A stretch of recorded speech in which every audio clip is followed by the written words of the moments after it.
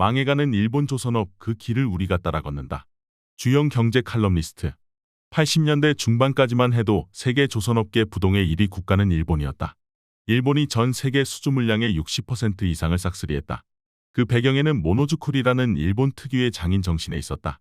모노즈쿠리는 일을 일로 여기지 않고 하나의 수행 과정으로 여기며 혼신의 힘을 다해 최고가 될 때까지 노력한다는 일본 특유의 장인 정신이다. 조선업의 가장 큰 특징의 하나는 오랫동안 축적된 업무 숙련도이다. 일본 조선업 노동자들이 이 모노즈쿠리 정신으로 오랫동안 축적된 고도의 업무 숙련도를 갖게 된 것이다. 이러한 일본 조선업 노동자들의 고도의 업무 숙련도를 바탕으로 일본 조선업이 거의 40년간 세계 1위를 유지할 수 있었다. 그랬던 일본 조선업이 지금은 완전히 붕괴하고 있다. 2022년 기준 우리나라는 전 세계 발주량의 40% 가까이 수주하는 실적을 보였다.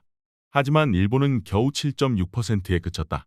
사실상 일본 조선업은 망한 것이나 다름이 없다. 일본 조선업이 끝없이 추락하는 이유는 명확하다. 정부의 정책 실패와 숙련된 조선업 노동자를 지키지 못했기 때문이다. 이래서 2차 오일 쇼크 이후 일본 정부는 글로벌 조선업 전망에 대해 치명적인 오판을 했다. 정부 주도로 대대적인 조선업 구조조정에 나섰다. 이른바 조선 합리화 정책이었다. 60여 개에 달했던 조선업체가 20여 개로 줄어들었다. 도크 절반이 강제로 문을 닫았다. 그 사이 조선소에서 오랫동안 일하며 설계, 용접, 도장 업무 등에서 고도의 업무 숙련도를 지녔던 노동자들 상당수가 일자리를 잃었다. 그중 일부는 아예 다른 산업으로 이직했고 일부 숙련 노동자들은 우리나라 조선소로 일터를 옮겼다. 게다가 1998년 일본 도쿄대가 학과명에서 조선이라는 글자를 지우고 환경해양공학과로 이름을 바꿨다. 사실상 조선공학과를 폐지했다. 조선업 관련 현재 인력뿐 아니라 미래 인재까지 포기한 것이다. 그 이후 일본 조선업은 핵심 설계 인력과 숙련공 부족으로 선주들의 새로운 요구나 최첨단 선박의 진화를 쫓아갈 수 없는 지경에 이르렀다. 친환경 스마트 선박은 고사하고 LNG 운반선조차 제대로 만들 수 없는 상황이다.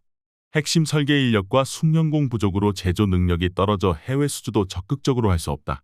어쩔 수 없이 선박 제조에 자동화를 도입하며 거의 똑같은 모양의 배만 만들고 있다. 우리나라 조선업이 일본의 그 망한 길을 그대로 따라 걷고 있는 모양새다. 얼마 전 한 온라인 커뮤니티에 조선소 5년차 직원의 급여 명세서가 올라와 많은 네티즌의 공분을 샀다.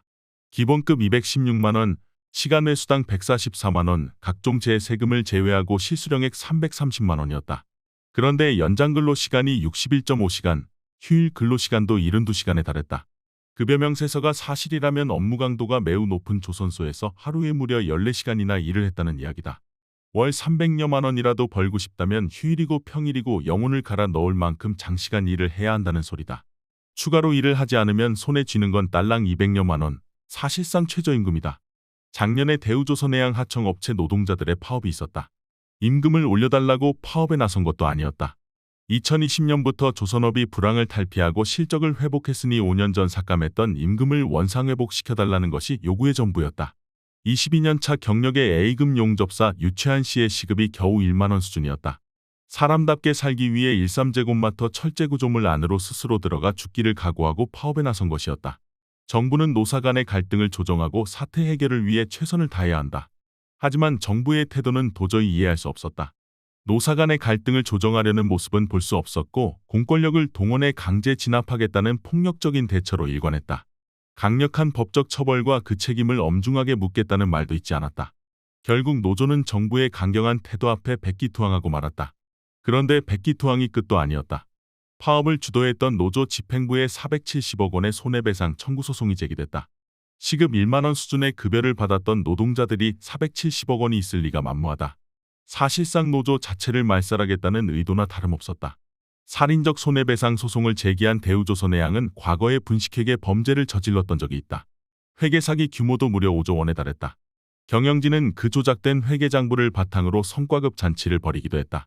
회계장부를 조작하며 중범죄를 저질렀던 회사가 노조 간부를 상대로 파업으로 인한 손해배상 소송을 제기한 것이다. 개도 웃을 일이다. 작년 12월 조선업 관련 용접공업소 1년째 공장 가동 못해라는 기사가 났다. 우리 조선업계가 고질적인 인력난에 시달리고 있다는 것이다. 헛웃음이 났다. 22년의 업무 경력을 지닌 A급 숙련공에게 시급 1만원 수준의 대우를 하면서 일할 사람이 부족하다고 징징거리는 것이다. 마치 일제 강점기 군함도 탄광촌에서 일손이 부족하다고 푸념하는 소리처럼 들린다. 정말 일손이 부족해 공장 가동을 못할 정도라면 먼저 땀의 양에 맞는 정당한 노동의 대가를 지불하고 일하기 좋은 환경을 만드는 것이 순서다. 이젠 어쩔 수 없이 많은 숙련된 조선업 노동자들이 현장을 떠나고 있다. 2014년 20만 명에 달했던 조선업 노동자들은 2022년 말 기준 9만 2천 명으로 감소했다. 노련한 숙련공들이 정든 조선소를 떠나 건설업체, 화학업체 등으로 이직하고 있다. 차세대 선박 기술의 연구, 개발 등을 책임질 핵심 인력이 부족해지면 우리 조선업의 경쟁력 후퇴는 불을 보듯 뻔하다. 정부는 그 빈자리를 외국인 노동자들로 채우겠다고 한다. 비교적 싼 임금의 외국인 노동자들로 채울 수 있을지는 모른다. 하지만 그들이 조선소 현장에서 오랫동안 일하며 축적한 우리 노동자들의 업무 숙련도까지 채울 수는 없다. 일본 조선업이 끝없이 추락하는 것은 숙련 노동자를 지키지 못한 데가다. 일본이 망한 그 길을 우리나라가 그대로 따라 걷겠다는 것이다.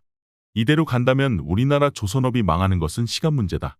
지금이라도 노동의 가치를 존중하고 흘린 땀의 대가에 맞는 정당한 임금을 지불해야 한다. 조선업은 대표적인 경기 사이클 산업이다.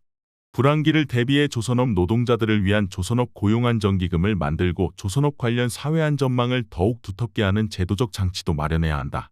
조선소도 결국 노동자가 있어야 돌아간다. 그 노동자가 사람이다. 자본의 가치보다 그 어떤 가치보다 사람이 먼저여야 한다. 그것이 우리 조선업을 지키고 우리 경제를 살리는 길이다.